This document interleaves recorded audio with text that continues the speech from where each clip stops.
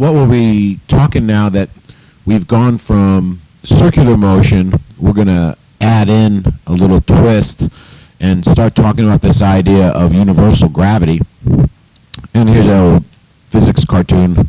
Having gone up and refused to come down, well, where are they looking? They're looking at this area right here. Notice this guy's up hovering off the ground. I hereby find you in violation of the law.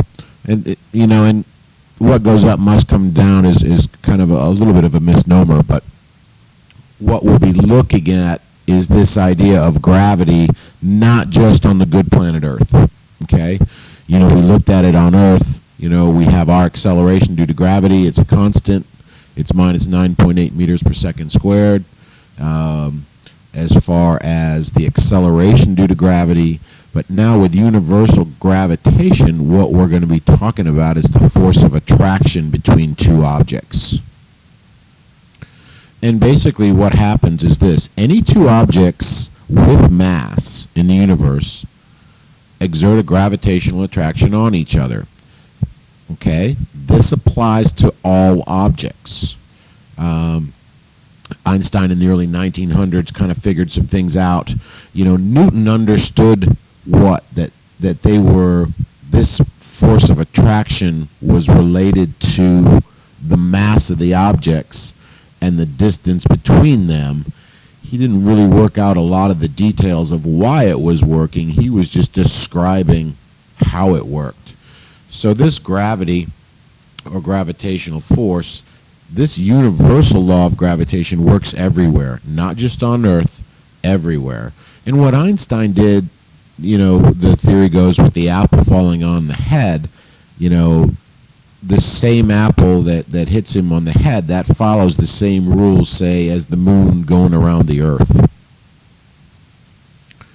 So what's it related to? This force of gravity, this force is related to the two masses involved, and this is the force between any two objects.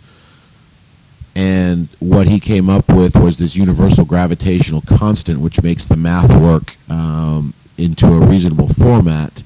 And I'm going to put a divided by sign right here, because when my file got transferred over, it kind of moved some things around. But it's G, the universal gravitational constant, times m1, which is the mass of the first object, times m2, the mass of the second object, all divided by r squared. Okay? This big G is a constant. We'll always give it to you at 6.67 times 10 to the minus 11 newtons meters squared per kilogram squared. Okay? R is that distance between the two objects measuring from the center. So if you're on the good planet Earth, it's the center of the Earth to the center of you, if that's what you're trying to figure out, or whatever object we have in question. What are the units going to be? Well, it's a force. So we're going to keep the units. The units will always work out to be newtons. Okay? So what you have is what? The force between two objects directly related to the mass of the first object, the mass of the second object, and inversely related to the distance between them. Okay? So what does that mean? Well, let's look at the masses first. Well, before that, on the good planet Earth, is universal gravitation equal to the same as your weight? Well, yeah, here's a little math. I'm gonna put this in because it didn't come out.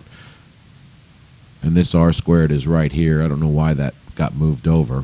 Okay? Since the mass of the person is the same on both sides, you can cancel those puppies out. Okay? So the acceleration is g me over r squared. Okay? Remember, this is r squared. So what's the relationship between mass and force? Okay? If this is our original situation right here on this first one, okay, if we increase the mass of the second object by a factor of 2, the force goes up by a factor of 2. Okay? Pretty straightforward. Mass goes up by a factor of 2 on both sides, then the force between them goes up by a factor of 4. Okay? So if one mass goes up by a factor of 3, the force goes up by a factor of 3. This is a direct relationship. As mass goes up, force goes up by the same amount. Okay, you got a nice straight line. Where things can get a little trickier is with the distance and force. Okay, if this is our original situation, okay, we got mass 1, mass 2, and the distance between them is 1 unit, whatever you want to call it. We'll get into the details later. Okay, you would get this force F. Okay, well, what happens if you decreased the distance between them? Okay, well, if you decrease the distance by a factor of 2, your force is going to go up by a factor of 4. Okay, if you kind of go to the opposite, if you double the distance, if you increase distance 2 times, your force goes down 4 times. Okay? In mathematics and in physics, this is the inverse square law. Okay? Because it's that force is inversely related to 1 over the square of the distance. Okay? So if you look at something like, Neptune or something like that, as opposed to the planet Earth, well, Neptune, or I can't remember if it's Neptune or not off the top of my head, but if you're 30 times further away from the sun, okay, you would have 900 times less gravity. Okay? The gravitational force between the two, that is. Okay? So if distance goes up by a factor of 2, distance goes up 2 times, right? Then what? Force goes down 4 times, okay? Distance goes up 10 times. Your force goes down, how many? Inverse square, it goes down 100 times. Okay, does that make sense? So if we had a sample problem, determine the gravitational force of attraction, that's that big F, between the Earth, there's our mass is in kilograms, and a 70 kilogram physics student, if the student is standing at sea level, a distance of 6.37 times 10 to the 6 meters. Okay? Our radius, our distance is going to have to be in meters on this one. Okay, so that F grav is m1 m2 times g. I'm going to put the r squared here just so you can see it better. This didn't work out real well when I transferred it over. Okay, there's your universal gravitational constant. There's the mass of the Earth.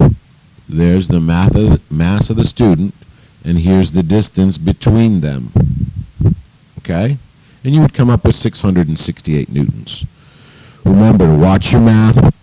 Watch how you put things into the calculator. If you're going to do this, put this into the calculator all at once, remember you have to put these things in parentheses, right? You have to put them in parentheses or your calculator is going to change some things around. And the other thing you must remember is the radius is squared. Thank you.